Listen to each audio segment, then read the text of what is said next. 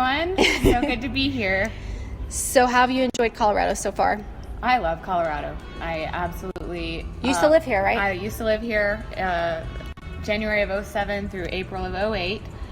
It was a transitional period in my life. It was right out of college.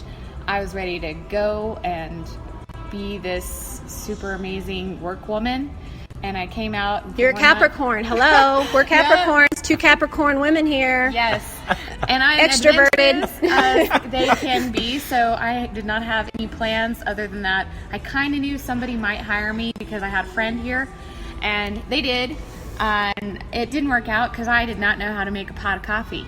I had never made a pot of coffee. I was 23 years old, never made a pot of coffee. I tried to do so and it completely overflowed. Anyways, being a manager of an office was not my thing, and I realized I was going to need to do more in my life. So I went and started working at Racine's, which is a fantastic restaurant. I've been here. there. It's so good. Yeah, right off very, Spear very Boulevard good. in Colorado. Yes. Cherry Creek area, kind of.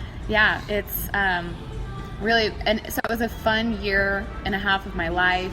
I love the outdoors. I love hiking. I love skiing. I love just the beautiful weather here. So I've thoroughly enjoyed being here to visit a few days and enjoy Ross, seeing the beauty of God's creation here. It's just absolutely glorious, and I love embracing this just freedom of being in that while we're here. So yeah, you know what I'm excited about really getting to know you and build a relationship with you is this whole faith, is our faith, our passion for our faith. And I want to know, what is your definition of faith, and how's it really grown over the years, and how has it really served you well, and your heart, and moving your heart and your mind and your goals in the direction, and with your challenges like you shared with me earlier?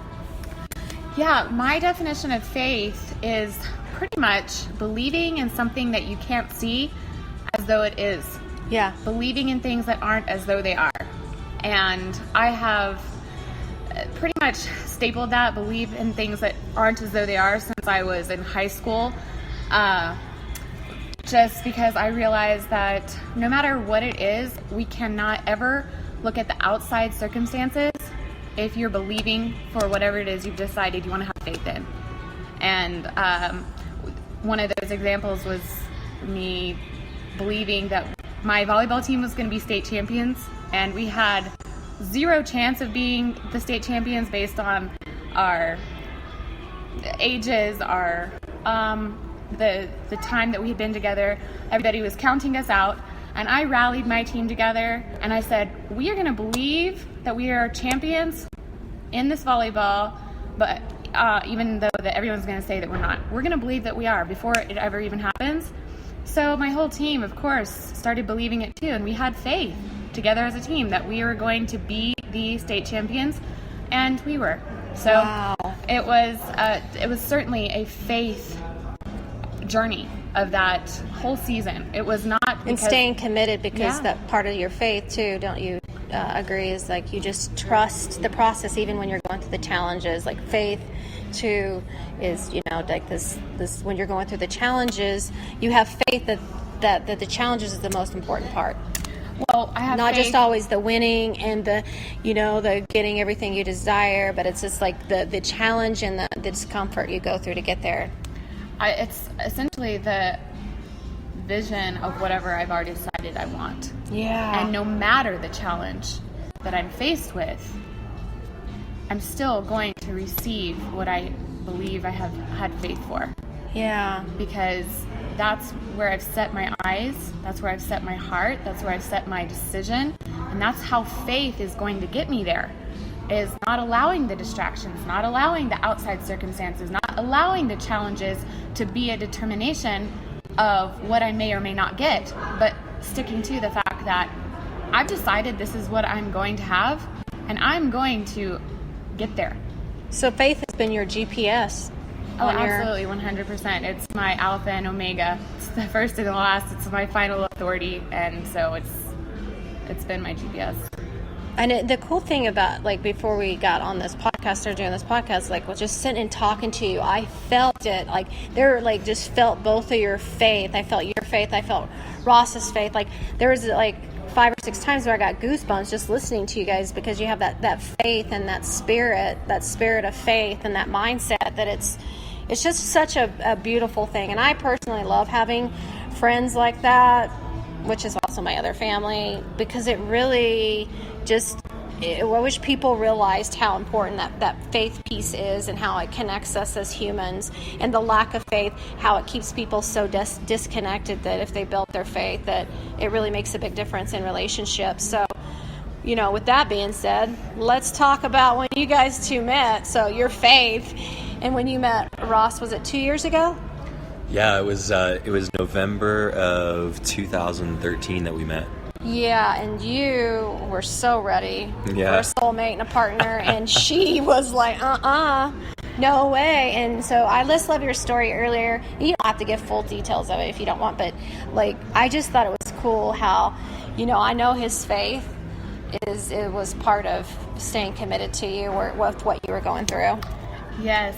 Well, I'll take it back to I was 16 years old whenever I decided I wanted to write out a list of qualities and traits that I wanted in my husband, because I believed I could have faith to have the man of God that my heart so desired to have. So I wrote out a list, a very detailed list, including physicalities and emotional traits and everything. So I believed in that so strongly, and my faith kept being built and built and built upon, because I spoke it out. I read it. I believed in it so strongly that I knew that the man that I had desired was going to be my husband. And I had distractions. I had other men come into my life that I had decided I would settle for, and dated them, and went through severely hard trials with one of the men that I decided I would have a relationship with, and it had ended abruptly right before I met Ross.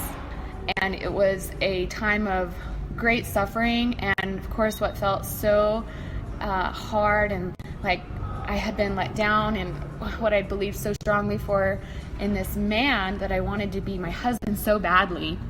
But God had a different plan. And God is not going to let what my faith has been so strongly and be anything else but that. Because just like we all have a simple faith that the sun's going to come up, and it does every day. My faith was that this man was going to be my husband. I'd spoken it out, and God is true to his word. It can never be wavered. So anyways, Ross came into my life, and sure enough, it was absolutely the faith that I had for so long was in this man. And he had all the traits, all the qualities of who I had so desired as a spiritual leader and everything else. And the only thing he didn't have was the blue eyes that I had written down. Darn. But he's got beautiful eyes. Well, the cool thing about when you met him, you were going through some, a little bit of a discouraging time. So I'm sure you were like so resistant to even having another relationship because of your previous relationship, and just probably the disappointment and all that stuff. And that really deep-welled faith that you already had in you, that was kind of probably buried and covered up a little bit with all that stuff that you had to go through. His faith and his spirit really, I know for a fact probably helped you rebuild yours, right? And then that pulled you forward, right? 100%. Because no matter what, I was hurt, and there was a lot of rubble on top of everything that I was going through, and my faith was somewhat shattered. But no matter what, I can always see the grace of God come through, and his faith, I could sense it, I could feel it. His love was a source of healing and restoration for me. And so whenever I see and sense that, of course my faith immediately is rebuilt.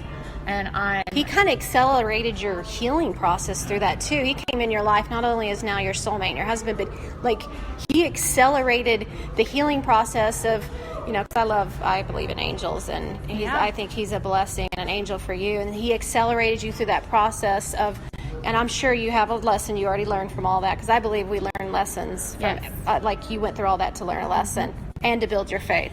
And you got to have an now amazing husband. Right. So, but you know that he really probably accelerated that process of your healing of that time you were going through right when you met him, and he's waiting on you patiently. And he was a huge acceleration in that, and such a source of restoration.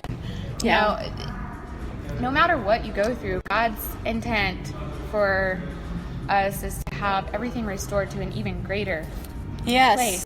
So even though I thought I was in a great place, and I thought, wow, I could never have anything better, and now it's all lost, he shows up in this extravagant way, and restoration is quick, and it's greater than at a level that you can't even imagine. And that's how it was with Ross, and him believing in me helped me start rejuvenating my belief in myself, my faith in myself, but my faith in that God's promises are always yes, and he always brings me through. He always brings me through. Yeah, and you're a very strong. The one thing that I learned about you today was that you're like this amazingly strong, determined woman. Yes, you have this strong faith, but that little bit of hard time pulled you down and really kind of put you through a time where, you know, your mindset was probably a little off, but you had under the surface, you already had all this faith.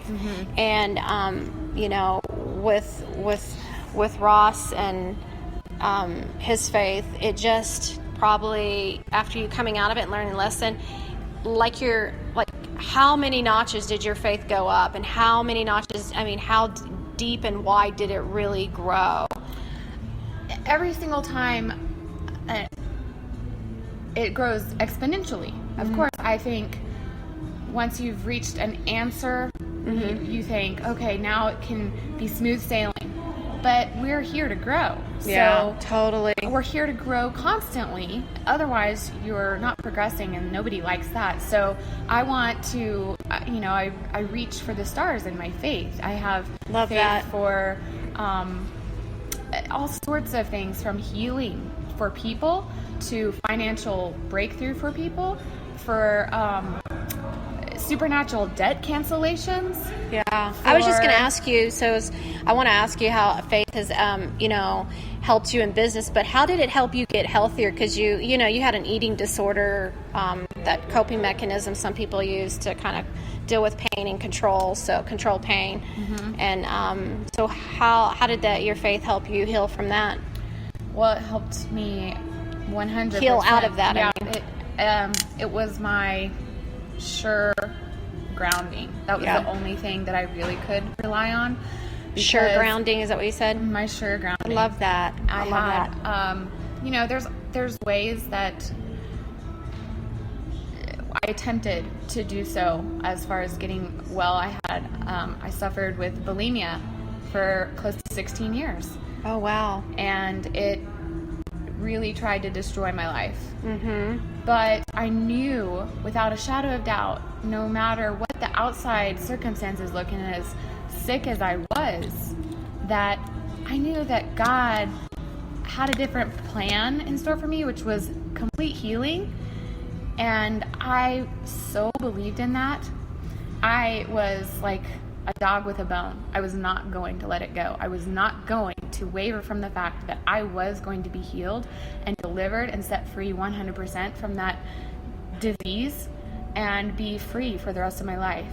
So I believe I spoke out the word. I listened to scripture. You took action. You got clarity, and you took action, like what we were talking about a while ago. I took action. And I really was determined to not let what felt like the impossible happen, even though it was hard. I was hurting. I was not taking what somebody might look like as action for progress, but I didn't even allow that to waver my faith, because I just kept on believing I was going to be healed. Even though I was in the worst sickness of my Yeah, entire life. that- I mean, I was Did you get really like underweight? Oh, Like, extremely. Yeah. I was frail. I was, I so can't imagine you like that. Just seeing Yeah. you right now, like you're just beautiful and like glowing, and your skin and your eyes and your hair. I can't imagine seeing you like that. You know, Yeah. it's such a great story.